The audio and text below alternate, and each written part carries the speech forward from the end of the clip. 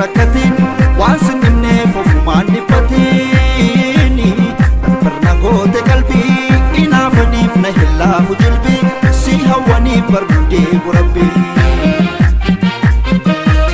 cabbii gurraachan qabu qaaqallatteedhaaf lafeen hin cabu qaaqallatteedhaaf lafeen hin cabu atis gurraachessanii miidhama koonatti leellisanii du'a lubbuuti sinii su'anii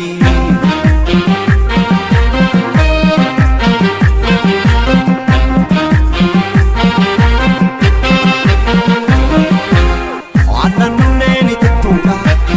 maaltu dhuga lama raasa jaalalti kee bochiftuudha laphee laphee tolna haarsa aamee kaloo nyaachisuuni aamee siyaa mirgiftuufi bira qabee sitti muuni jaalalaan si dhuunfachuufi alkaniftuu akka addeessa kubaa laphee koo si qabbaneessa ijoollee fagaatee si tuulan taana caba lafee koo si tuwallaana waan jaalalaa jaalala maal na tafe jaalalti ishee seenee na nyaate lafe darbatamee gaatan taree yoo kufee gurguufadhee kan ka'ee citee si tafee jaalattee si tafee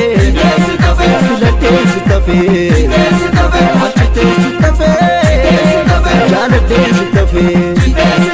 filattee si tafee jaalattee si tafee achitee si tafee jaalattee si tafee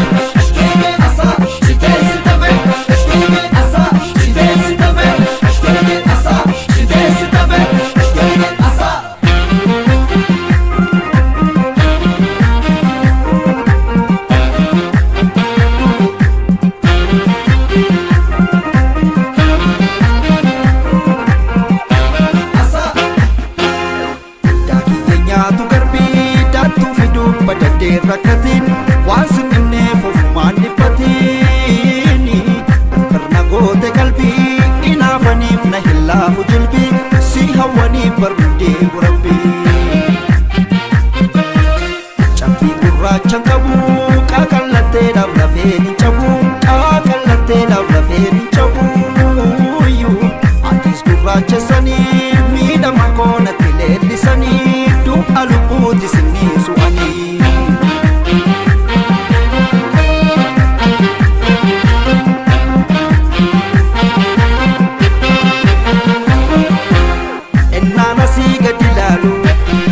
chagoda marga hamu kampoota buukee hin oolle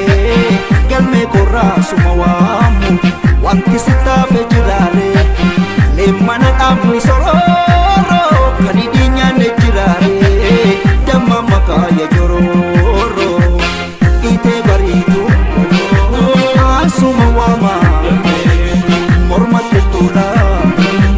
akka kudhaama daakaa galaana kottu na baasi yaada diyeeko waan jaalalaa jaarana maal na tafe jaalalti ishee seenee na nyaate lafe darbatamee gaatan taree yoo kufee gurguufadhee kan ka'ee citee si tafee jaalattee si tafee filattee si tafee achitee si tafee jaalattee si tafee filattee si tafee jaalattee si tafee achitee si tafee